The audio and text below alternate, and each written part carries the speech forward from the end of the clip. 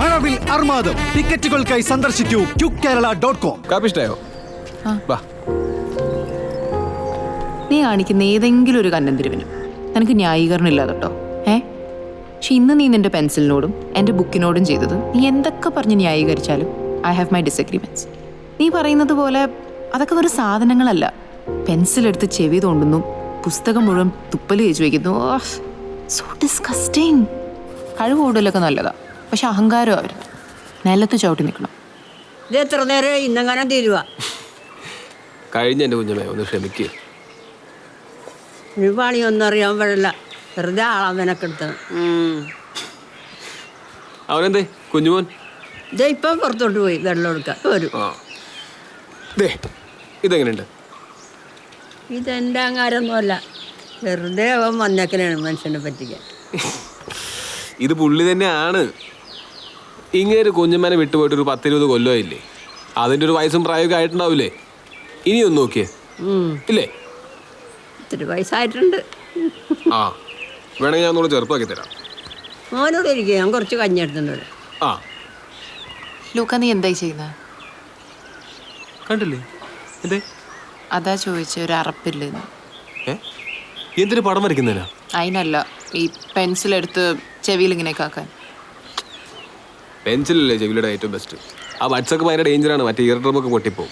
ഈ പെൻസിൽ വെച്ചല്ലേ നീ സ്കെച്ചൊക്കെ വരയ്ക്കുന്നത്? അതിനൊരു ഡിഗ്നിറ്റി ഇല്ലേ, ഒരു ഡിവൈനിറ്റി ഇല്ലേ? You got to respect that. No, അതിനിപ്പോൾ എന്താ, ഇതൊരു യൂസ് ആൻഡ് ത്രോ ഒബ്ജക്റ്റ് ആണ്. ഇപ്പം ഇതിൻ്റെ പോലെ തരുമ്പോൾ നമ്മൾ ബ്ലേഡ് വെച്ച് ചെത്തിക്കളയും, പിന്നെ ഒട്ടും ഉപയോഗിക്കാൻ പറ്റാണ്ടാവുമ്പോൾ എറിഞ്ഞ് കളയും. അത്രേ ഉള്ളൂ. Nothing more nothing less.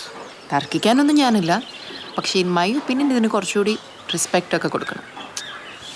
എടോ, ഞാൻ ചെയ്യുന്നൊരു ആർട്ട് വർക്കിനെ റെസ്പെക്ട് ചെയ്യുന്നത് പറഞ്ഞാൽ എനിക്ക് മനസ്സിലാവും. പക്ഷെ അതിന് ഉപയോഗിക്കുന്ന പേന, പെൻസിൽ, ക്യാൻവാസ് ഇതിനെയൊക്കെ തൊട്ടുമുത്രം തലയിൽ വെക്കണം എന്നൊക്കെ പറഞ്ഞാൽ വലിയ ബുദ്ധിമുട്ടാണ്. ഇപ്പോൾ ഫോർ എക്സാമ്പിൾ, താൻ വായിക്കുന്ന പുസ്തകത്തിൻ്റെ കണ്ടന്റിനാണ് വില, അല്ലാതെ പുസ്തകം itself is worth nothing. Of course not. ഓരോ ബുക്കിനും അതിൻ്റെതായിട്ടുള്ള ദൈവികതയുണ്ട്. നീ കേട്ടില്ലേ? A book can give you a life, a book can take your life. ഈ പുസ്തകത്തിന്റെ എത്രാമത്തെ പേജിലാണ് ദൈവികത എന്ന് പറഞ്ഞത്? ഇതെന്തീ തുപ്പലൊക്കെ തേക്കണേ? തുപ്പലേജിലെ പുസ്തകത്തിന്റെ പേജ് മറയ്ക്കാം. ഞങ്ങൾ തലമുറകളായിട്ട് എങ്ങനെയാണ്, ഞാൻ ഇങ്ങനെയാണ് പേജ് മറയ്ക്കുന്നത്, എൻ്റെ അപ്പ എങ്ങനെയാണ് പേജ് മറച്ചുകൊണ്ടിരുന്നത്, എൻ്റെ അപ്പയുടെ അപ്പ എങ്ങനെയാണ് മറച്ചുകൊണ്ടിരുന്നത്, എൻ്റെ അപ്പയുടെ അപ്പ എങ്ങനെയാണ് മറച്ചുകൊണ്ടിരുന്നത്. നാളെ എനിക്ക് പിള്ളേരുണ്ടായാലും ആ ഒരക്ഷരം പഠിപ്പിക്കുന്നതിൻ്റെ കൂട്ടത്തിൽ ഞാൻ പഠിപ്പിക്കാൻ പോകുന്ന കാര്യമാണ് തുപ്പലോട്ട് പേജ് മറക്കുന്നത്. ആണല്ലോ, വെറുതെ അല്ല, പറഞ്ഞിട്ട് കാര്യമില്ല.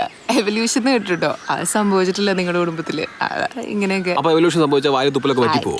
അല്ല, തുപ്പൽ എന്നോട്ടോ മോശപ്പെട്ട കാര്യമായത്? പൊള്ളിയാ പോലും തുപ്പലല്ലേ തേക്കുന്നത്. തുപ്പലിനെന്താ കുഴപ്പം? തുപ്പലിനെന്താ കുഴപ്പം?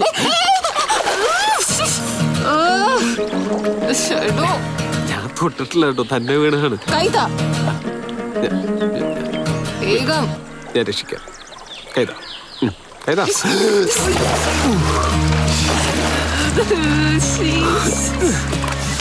ഈ വെള്ളം തുപ്പലിനത്ര കേടല്ലേ?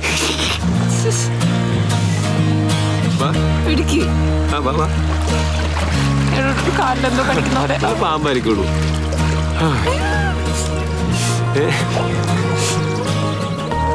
പേരും മുഖവും ഒന്നും ഓർമ്മയില്ലാത്ത കുറെ കുട്ടികളുടെ കൂടെ കാൽക്കട്ടയിലെ സ്ട്രീറ്റ്സിലൂടെയൊക്കെ ഇങ്ങനെ ഓടിക്കളിക്കുന്നതാ എനിക്ക് ചൈൽഡ്ഹുഡിനെ പറ്റിയുള്ള ആകെയുള്ളൊരു വേഗ് മെമ്മറി.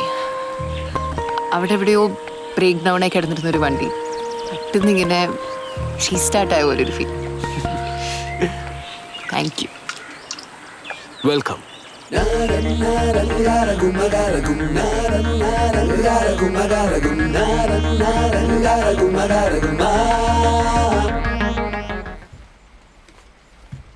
സാറേ, അത്താഴ റെഡി ആയിട്ടുണ്ട്.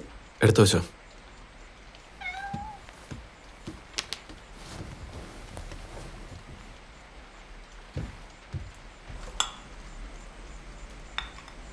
വേണ്ട ചേച്ചി.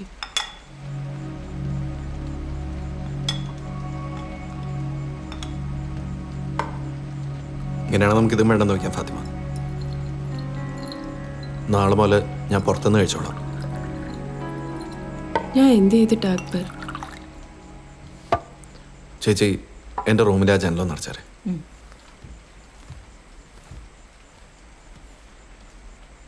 ഫാത്തിമ, നീ ആളാകെ മാറിപ്പോയി. നമ്മൾ ഒരുമിച്ച് നല്ല സുഹൃത്തുക്കളെ പോലെയല്ലേ പിരിയാൻ തീരുമാനിച്ചത്? നിന്നോട് പറഞ്ഞിട്ടല്ലേ ഞാൻ പേപ്പേഴ്സ് ഫയൽ ചെയ്യാൻ കൊടുത്തതും. പക്ഷേ അന്ന് മുതൽ നീ വേറെ ആരോ ആണ്. ഒരു ഒരു സെന്റൻസ് കംപ്ലീറ്റ് ചെയ്ത് സംസാരിച്ചിട്ട് എത്ര ദിവസമായി ഫാത്തിമ? ഞാൻ ഒരു കാര്യവും നിന്നോട് മറച്ചു വെച്ചിട്ടില്ല. നിക്കാഹിന് മുമ്പ് തന്നെ വളരെ വ്യക്തമായിട്ട് പറഞ്ഞതല്ലേ എൻ്റെ ജീവിതത്തിൽ എന്താ സംഭവിച്ചതെന്നും കൂടെ കൂടണമെന്ന് യാതൊരു നിർബന്ധവും ഇല്ലെന്നും. നിന്നെ ഇതിലേക്ക് വലിച്ചിട്ടതാ ഞാൻ ചെയ്ത ഏറ്റവും വലിയ തെറ്റ്. പിരിയണമെന്ന് ഞാൻ പറഞ്ഞത് തന്നെ നിന്റെ നല്ലതിന് വേണ്ടിയിട്ടാ. എൻ്റെ നല്ലതിനോ? ആത്മാർത്ഥമായിട്ട് പറയാമോ അക്ബർ ചെയ്യുന്നതൊക്കെ എൻ്റെ നല്ലതിനാന്ന്? ഞാൻ ആ പേപ്പേഴ്സിലൊക്കെ സൈൻ ചെയ്തത് അക്ബറിനെ ഓർത്തിട്ട്, അക്ബറിനെ കരുതി മാത്രം. പറഞ്ഞത് ശരിയാ, അക്ബർ എന്നോടൊന്നും മറച്ചു വെച്ചിട്ടില്ല.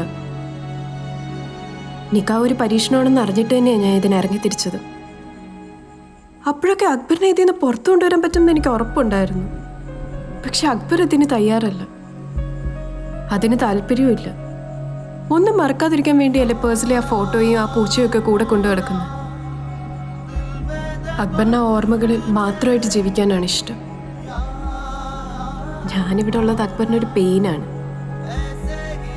അതുകൊണ്ട് ഈ ഡിവോഴ്സ് അക്ബർ എനിക്ക് ചെയ്യുന്ന ഹെൽപ്പല്ല, ഞാൻ അക്ബറിന് ചെയ്യുന്ന സഹായമാണ്.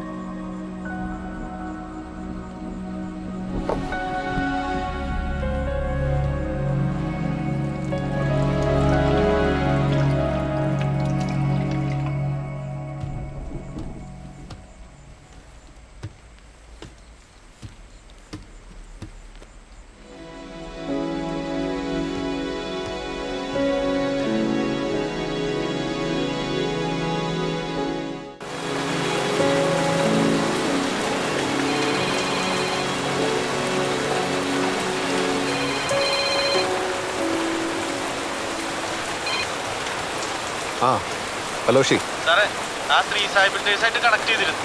അതിന്റെ MD ഇന്ന് രാത്രി കൂടി സിറ്റിയിലുണ്ട്. നാളെ ഏർലി മോർണിംഗ് ആളെ ദുബൈക്ക് പോകും. പിന്നെ 1-2 ആഴ്ച കഴിഞ്ഞാൽ തിരിച്ചെത്തുള്ളൂ എന്നാ പറഞ്ഞത്. അവരുടെ ഓഫീസിലെ ഗസ്റ്റ് ഹൗസിൽ തന്നെയാണ് താമസം. അത്യാവശ്യം ആണെങ്കിൽ ഇന്ന് രാത്രി തന്നെ കാണാമെന്നും പറഞ്ഞിട്ടുണ്ട്. ഇന്ന് തന്നെ ഉണ്ടേക്കാം. ഞാനൊരു 10 മിനിറ്റിനുള്ളിൽ റെഡിയാവാം. നീ എന്നെ വന്നൊന്ന് പിക്ക് ചെയ്യണം. ഓക്കെ. ഓക്കെ, ശരി.